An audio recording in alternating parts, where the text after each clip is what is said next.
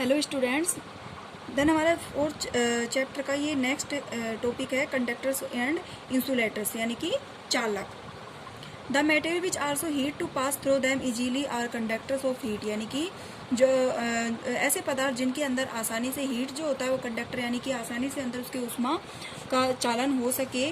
For examples aluminium, iron and copper यानी कि कुछ पदार्थ कुछ मटेरियल ऐसे होते हैं जिनके अंदर हीट जो होती है वो आसानी से चालन कर सकती है, जैसे एल्यूमिनियम, आयरन और copper.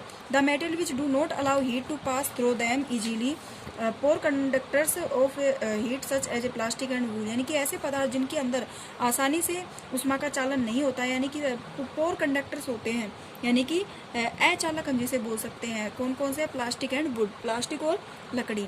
Pour conductors are आउजे insulators यानी कि इनको हम इंसुलेटर कहते हैं, अचालक, चालक और अचालक। उसके बाद आता है हीट ट्रांसफर इन वाटर यानी पानी में उष्मा का चालन या पानी में उष्मा का जो ट्रांसफर होता है कैसे होता है। The water and air are poor conductors of heat यानी वाटर और एयर जो होते हैं वो पोर कंडक्टर्स होते हैं हीट के। Then how does the heat transfer take place in substances, तो पानी के अंदर किस पदार्थ का कैसे क्या जो ट्रांसफर होगा हीट का, लेट अस फाइंड आउट। तो हम क्या करते हैं कि पानी के अंदर उष्मा का चालन कैसे होता है, देखो इसमें एक दिखा रखा है, बीकर दिखा रखा है। हम क्या करते हैं, कैंडल की सहायता से कांच के ऊपर बीकर लगा हुआ है, इसके अंदर पानी डाल देते हैं। तो हम क्या देखते हैं कि जब हम नीचे से इसके ऊपर जो नीचे से हम इसको उष्मा देंगे तो धीरे धीरे पहले क्या होता है कि ये कांच जो होता है यह गर्म होता है और इसके गर्म होने के बाद में, कांच के गर्म होने के बाद में क्या होता है, पानी के अंदर हीट जाती है, इसलिए पानी के अंदर हीट का चालन होता है, अदरवाइज पानी के अंदर हीट का चालन नहीं होता है।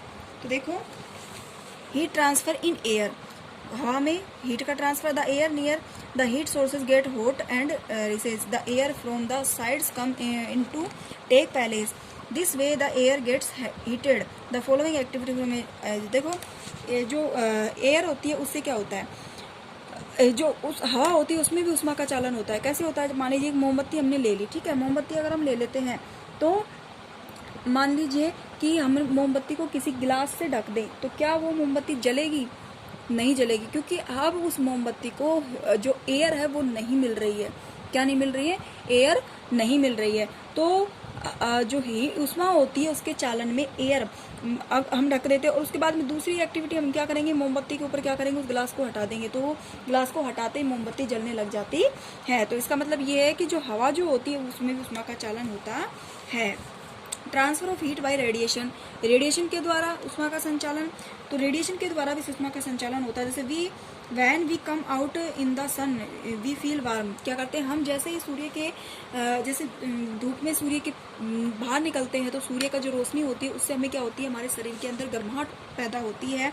How does this heat from the sun reach us, तो ये जो हीट होती है वो सन से हमें कैसे प्राप्त होती है, सन के द्वारा कैसे होती है। It can reach us by conductors or conversions in there in no medium such as air in most part of the space between the earth and the sun, यानी कि इसका जो माध्यम है सूर्य की गर्मी का पृथ्वी तक पहुंचने का जो माध्यम होता है वो होता है कि सूर्य का पृथ्वी के ज़्यादा नज़दीक होना, सूर्य पृथ्वी के ज़्यादा नज़दीक होता है, इसी वजह से सूर्य की जो गर्माहट होती है वो हमें महसूस होती है। From the sun the heat comes to us by another process now as the radiation, और सूर्य की जो हीट जो होती है उसका फैलने का जो उसका मीडियम जो होता है वो क्या होता है, रेडिएशन, यानी उसकी किरणें होती है। The transfer of heat radiation does not require any medium, यानी कि हीट का जो उष्मा का चालन के लिए radiation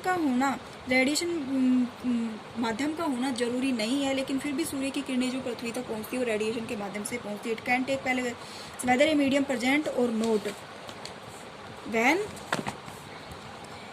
we sit in front room heaters we get heat by the process, यानी कि जैसे मान लीजिए कि जैसे रूम हीटर होता है, तो रूम हीटर क्या होता है, रूम हीटर जो होता है उससे भी तो हमें उष्मा मिलती है, तो उसमें भी उष्मा का ट्रांसफर जो होता है।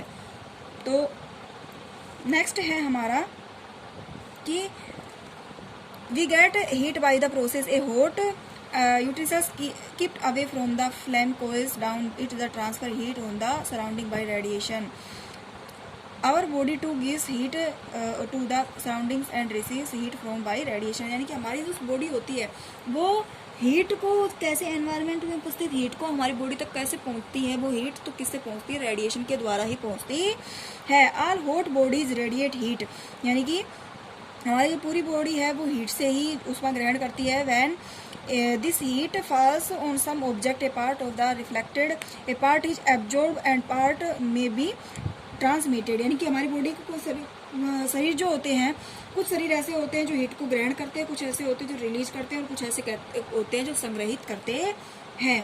The temperature of the object increase due to the absorb part of the heat, कि देखो हमें ऊष्मा कब प्रतीत होती है, हमें ऊष्मा जब लगती है जब जो टेम्परेचर होता है वो हमारी बॉडी से ज़्यादा का टेम्परेचर अगर हमें मिलता है तो हमें ऊष्मा जो होती है वो लगने लगती है, यानी कि गर्मी हमारी बॉडी के अंदर महसूस होती है। जब तक हमारी बॉडी से कम का टेम्परेचर होता है हमें गर्मी महसूस नहीं होती है।